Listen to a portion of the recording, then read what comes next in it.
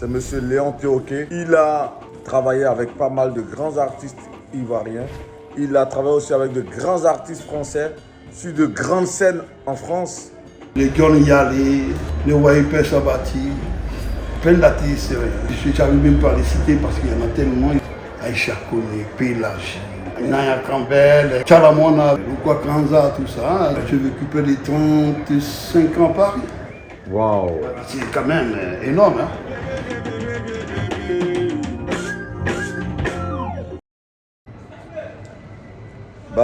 Je suis avec un grand frère, un tonton, un grand monsieur. Aujourd'hui, nous sommes chez lui à la maison pour ses 66 ans. C'est un batteur ivoirien.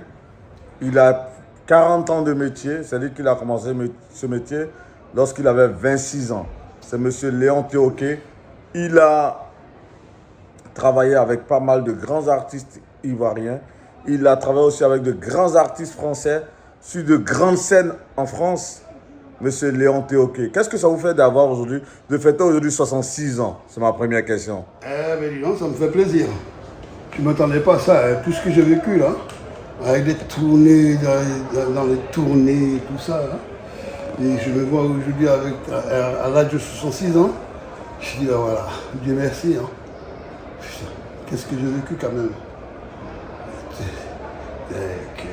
Dans ce milieu rock, c'est pas évident quoi, de pouvoir vivre comme ça.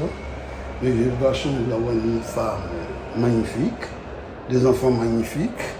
Je connais aussi des amis formidables. Et voilà. J'étais un homme heureux. Et je remercie le bon Dieu. Et Dieu me donne encore, il m'avoir donné un an de plus. Et c'est avec fierté d'être avec toi, mon jeune frère Régis, que j'ai connu, talentueux journaliste. Voilà. Quand tu dis que ce n'était pas évident pour toi de fêter 66 ans, c'est par rapport à quoi? Par rapport aux épreuves que tu as vécues? Par rapport au fait que tu n'aurais pas pu atteindre cet âge? Ou c'est quoi? Pourquoi tu dis ça? Oui, mais parce que je suis dans un milieu rock. Et dans ce milieu rock-là, tu vois, c'est des tournées, c'est les fêtes. Quand on est jeune, on fume, ça boit, c'est les femmes, c'est tout. Et autour de moi, je vois les gens disparaître, quoi. Et puis je dis, voilà, tout ce que j'ai vécu là dans ce milieu-là, et bien disons que je suis encore là, vivant à 66 ans, en train de fêter mes 66 ans, eh bien, c'est le bonheur. Et puis je suis très heureux. Et comme j'ai dit, hein, ça fait partie de la vie, quoi. Il y a des gens qui n'ont pas eu cette chance de fêter les 66 ans que j'ai. Et j'espère que je te retrouverai encore là, d'ici dans un an, pour encore fêter cet événement, quoi. Super. Voilà. Pour rappel, pour ceux qui ne te connaissent pas, pour le monde entier, je vais dire ça comme ça, parce qu'au-delà des Ivoiriens, il y a d'autres communautés qui vont regarder cet entretien, ce petit entretien qu'on fait à la faveur de tes 66 ans de visiteurs. Si Léon Théoké doit parler de lui, parler de son parcours, tu dirais quoi? Léon Théoké, c'est un jeune musicien qui a commencé en Côte d'Ivoire. Et dans les années 74, un très jeune batteur. Ouais, on était deux, Paco Seri et moi, à l'époque. À l'Étoile du Sud, j'étais batteur, j'ai joué avec tous les Kofi Edou, tous ces mecs-là, les Georges Kwaku, tout ça, qui était un jeune petit frère qui arrivait du Ghana avec son frère. Georges Kwaku, qui était le clavier d'Alpha Blondy, oui, pour le signaler. Moi, qui était le clavier d'Alpha Blondy, tout ça. Et voilà, et après, l'Orchestre National, la Boule Noire, tous les artistes, les Baïs Pinto, Agimi Yacinthe, enfin, tous les artistes musiciens qui me connaissent, en Côte d'Ivoire, savent qu'avec qui je joue Nesto Guégué, tous ces... Après, quand je suis arrivé en France, avec mon ami Baba Yang, tout ça, on a commencé à accompagner tous les chanteurs africains qui arrivaient en Côte d'Ivoire, surtout les chanteurs ivoiriens. Et voilà, après, quelques chanteurs d'Africains en Santu Tokoto.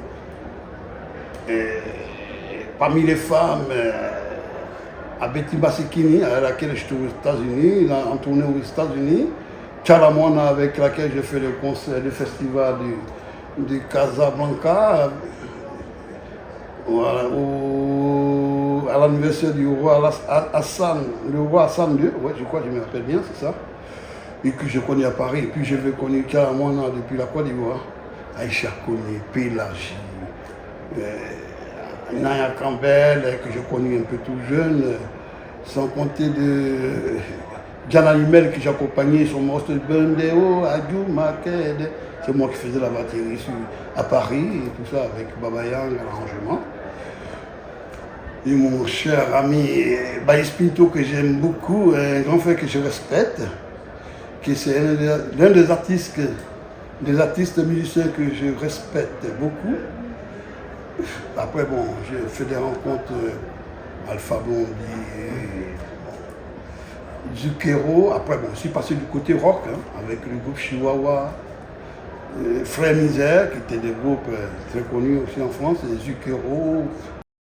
Le parcours, il est long comme un bras. Ouais. Et lorsque aujourd'hui on fête 66 ans et qu'on a eu un tel vécu comme le tien, vraiment, Coro, moi je t'appelle grand frère, je t'appelle vieux père, je t'appelle Coro, bref, tous les nominatifs possibles.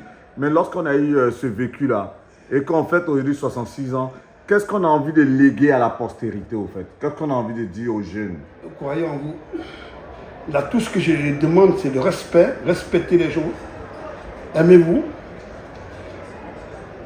Un artiste doit être simple, doit tout partager, éviter les concurrences, oui, moi je suis, moi je, tout ça, c'est pas important. Le tout, c'est donner de l'amour, respecter tes proches, tes amis, et le peu que tu peux donner, espérer dans la joie, éviter de se prendre la tête parce que la vie elle est tellement courte et en même temps elle est belle. Donc si on a cette possibilité de pouvoir vivre aussi longtemps, le peu de vie des années que j'ai là, jusqu'à 66 ans, c'est pas 65 jours, c'est pas 65 mois, 66 mois, c'est quand même 66 ans. Je suis tellement content et je comptais à tous les artistes et musiciens de rester humbles, sans se prendre la tête, de respecter. Moi, c'est tout. La chose la plus importante pour moi, c'est le respect. L'amour, c'est ça.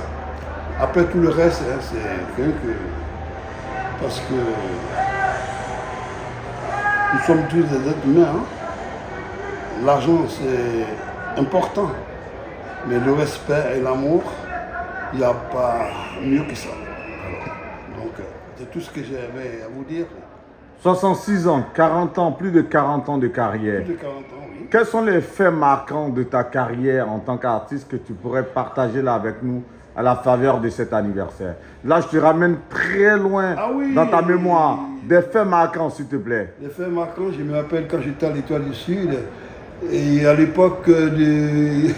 Je me rappelle bien qu'il y avait Fulgence Cassis, il y avait déjà le festival pop chez Pango, et avec tous mes amis comme Servet, mon ami le peintre Kourouma, Youssouf, qui était mon chanteur, les John Yali, les Waïpé Sabati, enfin, plein d'artistes. Je n'arrive même pas à les citer parce qu'il y en a tellement, il y a eu tellement. Et celui qui m'a vraiment donné envie de jouer la batterie, c'était mon grand frère batteur, Tom Jagger, un grand batteur ivoirien, qui un jour m'a vu comme ça, il m'a dit, tu as du talent, toi viens chez moi, je vais t'apprendre déjà même à monter une batterie, hein, il ne s'agit pas de ça. Et à ce moment, le batteur de solutions, le Nissan Pop, je crois, oui, et à l'époque. Et quand je disais à mes copains, là, tu sais que je vais voir Tom Jagger, là, allez me regarder comme ça, qu'est-ce que tu peux... Toi, tu parlais là-bas, il dit oui, il m'a vu jouer là. J'avais 12 ans, je jouais au foyer des jeunes de Trècheville, en première partie avec, pour le groupe Atoum Blanc, après que j'ai réintégré le groupe, avec Sévin Nguessan, qui est devenu footballeur après policier. les Féliciens, tous ces musiciens jeunes de l'époque qui n'ont pas eu la chance de continuer la musique comme moi. Hein. Donc, c'est des faits marquants ça. Après ma rencontre avec Richard Badi, qui est venu me voir, il m'a dit on a besoin de toi, on a besoin d'un batteur, tout ça, là, quand je joue à l'Étoile du Sud, tous les Kofi et tout, là, des grands musiciens ghanéens qui venaient de partout. Il m'a dit voilà, je viens te chercher là, tu dois venir à l'Orchestre National, j'avais quel âge 16, 17 ans. Pour moi c'était un honneur, c'était magnifique, je ne pensais même pas. Et puis en plus, j'ai même pas eu la truie, j'étais tellement content de retrouver ces grands musiciens là. Et j'arrive là, les Dexter Johnson, les grands saxophonistes, les Jacques, et tous ces mecs là, ces grands musiciens là. J'arrive là, j'intègre ces grands orchestres de Côte d'Ivoire là. À la tête Pango.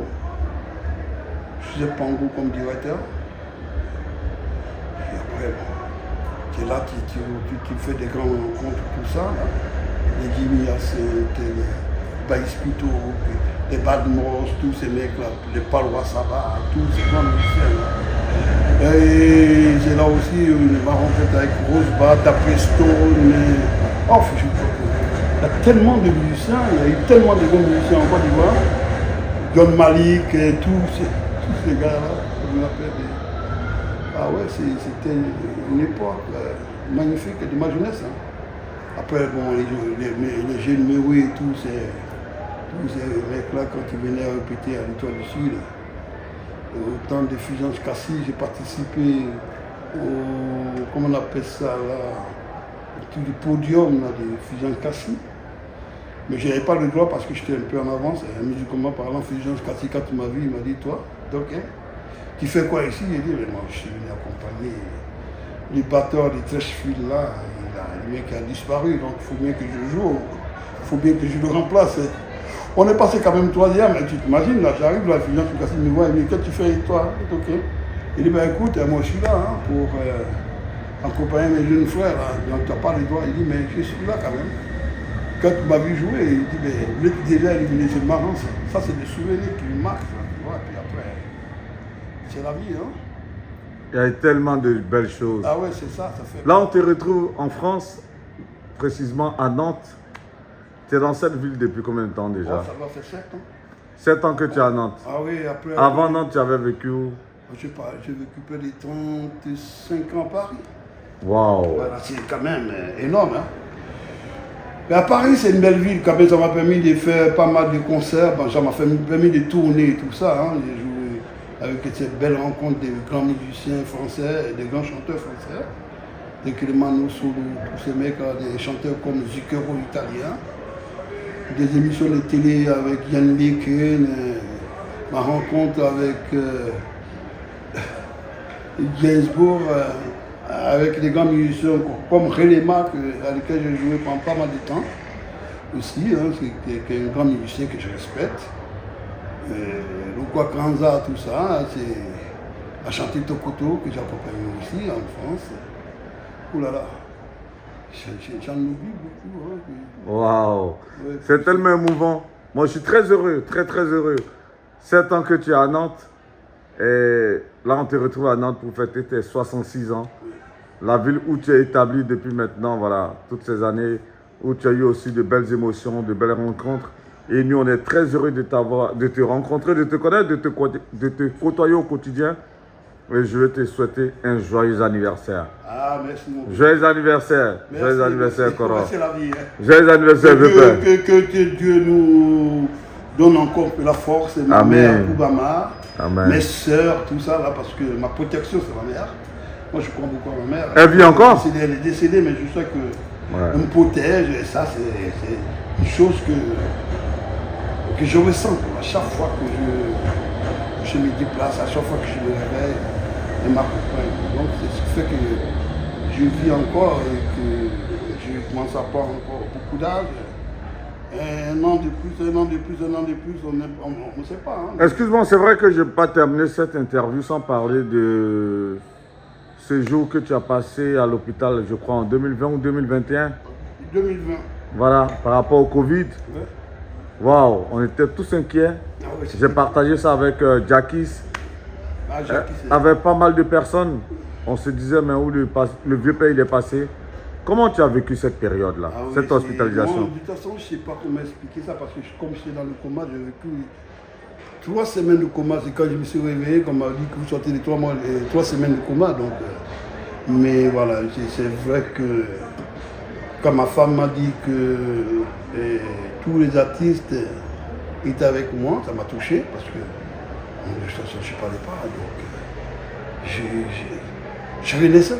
Donc, je ne savais pas où j'étais, je sors d'un truc, je pars chez moi fatigué, je reste à l'hôpital, je me réveille, on me dit vous avez passé 3 semaines de coma artificiel.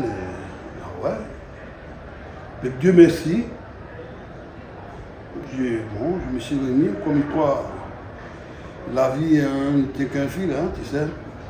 Et puis bon, quand j'écoute tous les messages d'amour, de gentillesse, je me suis dit waouh, quand même, quand même, il y a des gens qui t'aiment, hein, mine de rien, qui ont prié pour toi. Et puis j'ai une femme aussi magnifique. Ah, je remercie toujours ma mère et Dieu. Il m'envoie mis sur ce chemin de cette femme, tu vois, qui m'a. Ah ouais, je n'ai même pas de mots. Qui m'a porté, qui m'a relevé.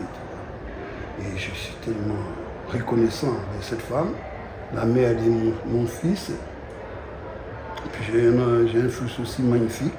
Pour moi aussi, c'est la famille. Et puis les amis. Et un petit frère comme Jackie, que j'adore. Et quand je te rencontre aussi à Nantes, et la première fois tu fais un article sur moi, ça m'a touché. Ça, c'est des choses qu'on ne peut pas oublier, hein, parce que tu sais, dans la vie, hein, quand tu rencontres des gens comme ça te fait. Ça te donne l'envie de faire la part des choses, quoi, parce que c'est pas facile de rencontrer aussi des gens aussi simples comme vous. Et puis, pour moi, c'est ça le plus important. Les rencontres, l'amitié, mais sincère. Hein. C'est ça qui est très, très, très. Pour moi, c'est ça la vie. Pas les gens qui sont là toujours en train de dire mais m'as-tu vu? Non. Mais quand tu rencontres des gens simples, des gens qui te disent des choses, qui partagent des petites choses avec toi, tel que le jeune frère et puis mon petit frère Serge Maïlé que j'adore, et aussi puis mon fils et mon conzi, tu vois, et toi en plus, quelqu'un de formidable et très intelligent. Voilà, parce que c'est ça la vie. On n'a pas besoin d'aller chercher très très loin. Hein. Il suffit de faire des petites rencontres magnifiques et on se sent bien. Tout n'est pas basé sur le pognon. Hein. C'est la vie, sont tous des passages. Hein. Et moi je suis très heureux à Nantes ici. Et voilà, je suis en train de fêter mes 66 ans. Ça me touche et puis ça me fait plaisir. J'ai rencontré des gens. C'est vrai que je ne suis pas tout dans ce milieu africain, mais quelques frères africains. Ça m'a fait plaisir de partager ces soirées magnifiques. Et puis je te remercie pour cette petite interview improvisée comme ça, qui me touche. Et reste simple, mon cher frère. Et que Dieu nous garde pour qu'on puisse continuer comme ça, qu'on puisse se voir. Amen. Merci vieux père, tu as tout résumé. En tout cas, joyeux anniversaire encore pour tes 66 ans. Merci. Moi, j'ai été très honoré d'avoir été invité à cette belle soirée. Ouais. Super sympa. Que Dieu te bénisse, tu te gardes et que tu fêtes encore jusqu'à 80 ans. C'est tout ce que je peux te souhaiter. Que Dieu te bénisse. Tu l'as dit, tu es un ressuscité. Ouais. Moi, je suis très heureux de te voir là en pleine forme, de te voir avec nous tous les jours. Que Dieu te garde. Merci beaucoup, vieux père. Merci infiniment. Voilà, je te fais un bon. Que Dieu te garde. On est ensemble. Bisous. Bisous. Merci beaucoup. Merci.